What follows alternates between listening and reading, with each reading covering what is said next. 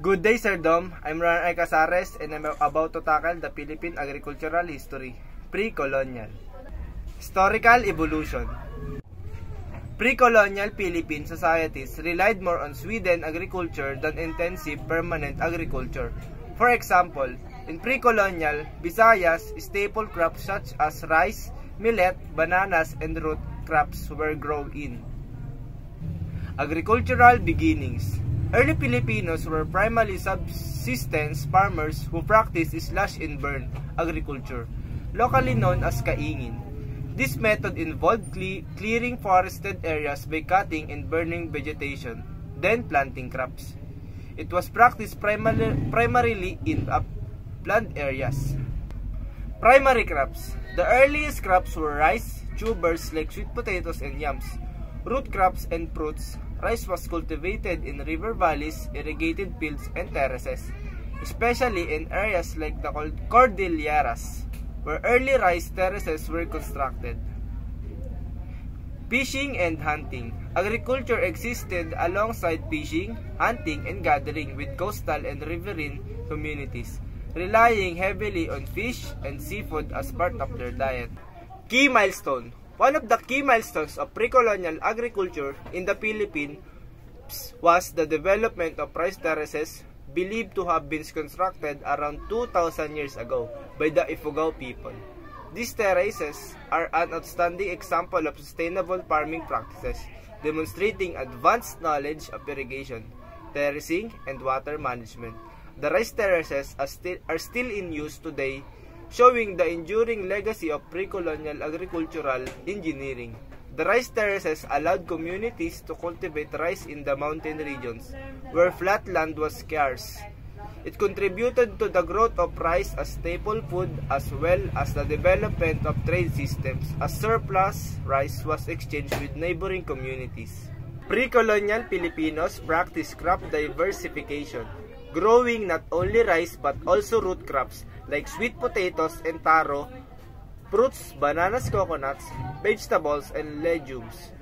This ensured food security, especially in areas with less fertile soil, and helped spread farming knowledge across different regions of the Philippines. Impact.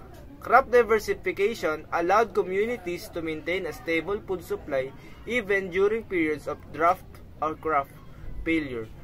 The cultivation of a variety of crops also supported the development of local markets where surplus goods could be traded. Societal impact. Agricultural rituals and beliefs. Agriculture was deeply intertwined with the cultural and spiritual life of pre-colonial Filipinos. The cycle of planting and harvesting was often marked by rituals and festivals, many of which were dedicated to deities or spirits believed to govern the land and fertility. Bayanihan, community cooperation. The concept of bayanihan, communal work to help one another, was rooted in agricultural practices. Tasks like planting, harvesting, and building irrigation systems often required collective effort. Traditional healing. Pre-colonial Filipino societies also relied on the land for medicinal plants used in traditional healing practices. Agricultural knowledge extended beyond food production to the identification and use of plants with therapeutic properties. Relevance to present day. Pre-colonial agriculture. The early Filipinos practiced diverse and sustainable agricultural systems, including the kaingin, slash-and-burn, rice terraces, and cultivation of root crops, fruits, and vegetables, the Banawe rice terraces. For example, are a UNESCO World Heritage Site that showcase sophisticated irrigation and terracing systems developed by indigenous Ifugao people. Present-day relevance. Many of these traditional methods of farming, especially in rural and mountainous regions, continue to be used today. Modern sustainable agricultural movements have recognized the value of indigenous farming techniques that emphasize biodiversity, crop rotation, and ecological balance. That's it. That is the Philippine agricultural history pre-colonial. Next up, First Republic. Now, I will be discussing the First Philippine Republic agricultural history of the Japanese and the American colonial period.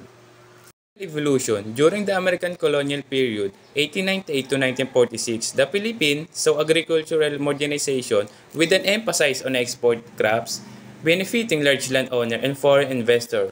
In the Japanese occupation 1942 to 1945, disrupted agriculture as the Japanese forced farmers to grow crops for the war effort, leading to food shortage, infrastructure destruction, and widespread hardship for Filipino farmers. Milestone of American colonial period. 1898, U.S. took control of the Philippines, marking the start of the American colonial rule. 1901, Bureau of Agriculture established to improve farming. The Second Philippine Republic was established under Japanese occupation during World War II from October 14, 1943 to August 17, 1945. It was a puppet state set up by Japan with Jose P. Laurel as its president. The Republic's creation marked the end of the American-controlled Commonwealth of the Philippines and symbolized a shift towards Japanese influence. Although it had a constitution and a formal government structure, the Second Republic largely served Japanese strategic goals in Southeast Asia. Key events included the promulgation of a new constitution in 1943 and the eventual collapse of the Republic with Japan's defeat in 1945. Despite the government's legitimacy being questioned by many Filipinos, the resistance movements and widespread dissatisfaction with Japanese rule highlighted the country's struggle for genuine sovereignty. The impact of the Second Philippine Republic was profound as the country faced economic hardships, political instability, and widespread resistance to the Japanese occupation. The war devastated the economy, leaving Filipinos poverty, and guerrilla movements undermined the Republic's authority. The collapse of the Republic coincided with the return of American forces and the recognition of Philippine independence in 1946. Today, the Second Philippine Republic remains relevant as a reminder of the nation's fight for true sovereignty, the dangers of foreign manipulation, and the enduring challenges of post-war recovery and national unity. It also offers valuable insight into the complexities of physical memory and the role of collaboration in shaping national identity. Great day, everyone. I'm June Christian Apoles. Today I will be discussing about the topic, the Third Philippine Republic.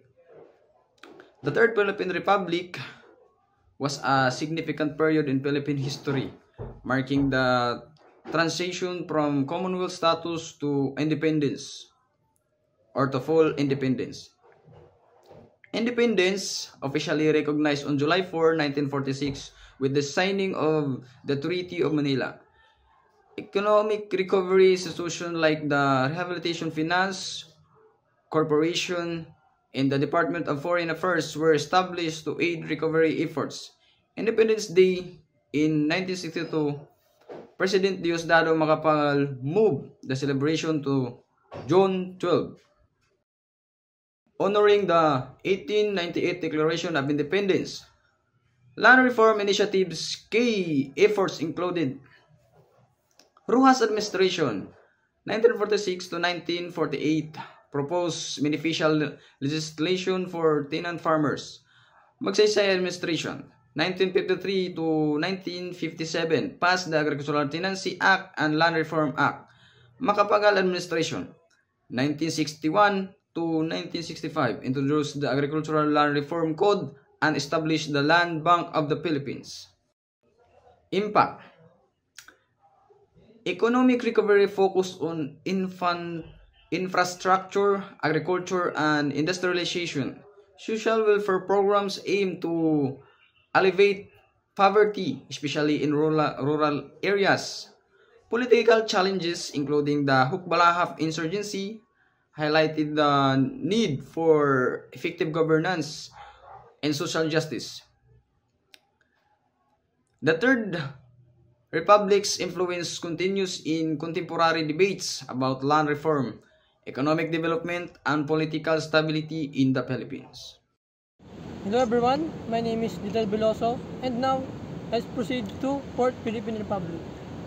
The Fourth Philippine Republic was an era dominated by the ruled Ferdinand Marcos, initially under a banner of democracy, but evolving into a full-fledged dictatorship following the imposition of martial law.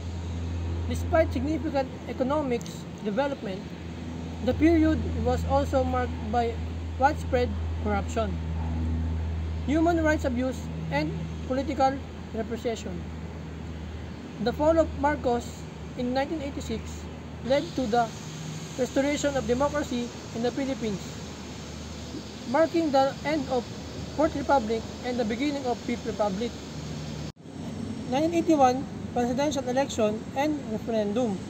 Marcos won the 1981 presidential election by a landslide, securing another 6-year term under the newly crafted 1973 Constitution.